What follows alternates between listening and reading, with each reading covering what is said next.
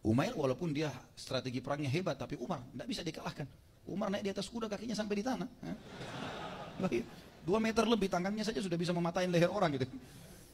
Maka dalam riwayatnya dikatakan Umar mencekik, memegang batang lehernya Umair, lalu menyeretnya mendekati Nabi SAW, sampai ke rumah. Begitu sampai di dalam rumah Nabi SAW, Nabi lihat Umair lagi dicekik sama Umar.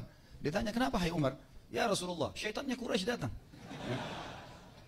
Ini pasti niatnya buruk. Gitu kan? Izinkan saya tebas lehernya.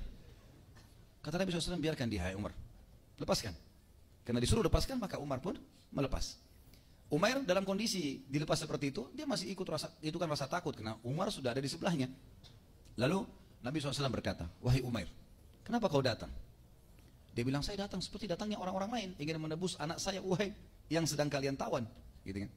Kata Nabi SAW, orang yang datang mau menebus orang lain, yang ditaruh di lehernya harta. Yang kamu taruh sekarang itu pedang. Gitu kan? Jujur, kenapa kau datang? Ditanya lagi oleh Nabi SAW. Enggak, benar-benar saya datang untuk tebus anak saya. Lalu kenapa pedang itu? Pedang ini nggak ada gunanya, dia bilang. Setelah kami kalah di Badar, nggak ada gunanya pedang ini. Artinya pedang ini satu mau ngalahin muslimin, bagaimana caranya gitu. Dia mau balikan fakta. Kalian sekarang sudah menang, nama kalian mulai harum, apalah segala macam. Nabi SAW balik bertanya yang terakhir. Hai Umair, jujur, kenapa kau datang? Dia bilang, saya mau tebus anak saya.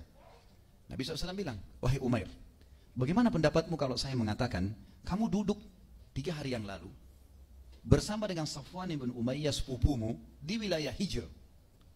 Dan sepupumu berkata, Safwan, sungguh menyedihkan ya, kita dikalahkan di Badr. Ayahku mati, Umayyah bin Khalaf, anakmu Uhaib ditawan. Dan banyak tokoh-tokoh Quraisy yang mati. Nama kita rusak. Semangat kita sudah patah. Gitu. Lalu kamu berkata kepada Safwan sepupumu, kalau ada yang membayar utang-utangku, ada yang menanggung istri dan anakku, maka saya akan ke Madinah, kemudian memburu Muhammad. Dan pedangmu sudah kau letakkan racun untuk membunuhku. Gitu kan? Secara letterlet Nabi SAW tahu ini. Gitu kan? Semuanya ditahu oleh Nabi SAW. Maka Umair tunduk kepala sebentar, lalu kemudian diangkat, dia mengatakan, Asyhadu an la ilaha illallah wa anna Muhammadar Rasulullah. Syahadat.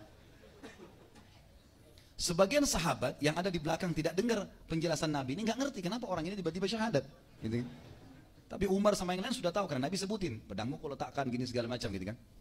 Maka setelah itu Nabi SAW mengatakan, rangkul teman kalian ini, ajarkan buat dia Islam supaya dia tahu agamanya. Maka Umar bin Khattab berkata, sungguh Umair, mukamu sebelum kau masuk Islam lebih aku benci daripada anjing. Tapi sekarang setelah kau syahadat, kau lebih saya sayang seperti saya sayang sebagian dari anak-anakku. Gitu kan? Itu statement yang masyhur tentang Umar. Maka Umar pun memegangnya lalu diajarin tentang Islam. Sebagian sahabat yang di belakang yang agak jauh tidak tahu apa kejadian, datang bertanya kepada Umair, hai Umair, tadi kau datang kenapa? Bawa pedang, kami lihat kau bawa pedang segala macam. Dan kau sempat ada isu kalau kau akan menebus anakmu. Kenapa kau tiba-tiba syahadat? Dia bilang, demi Allah, yang diucapkan oleh Rasulullah SAW itu tidak ada yang tahu kecuali saya sama Safwan. Dan pasti Allah yang sampaikan kepada dia. Nggak mungkin. Bagaimana bisa ada disampaikan kalau mungkin sekarang orang bisa sadap telepon segala macam lain. Zaman dulu nggak ada.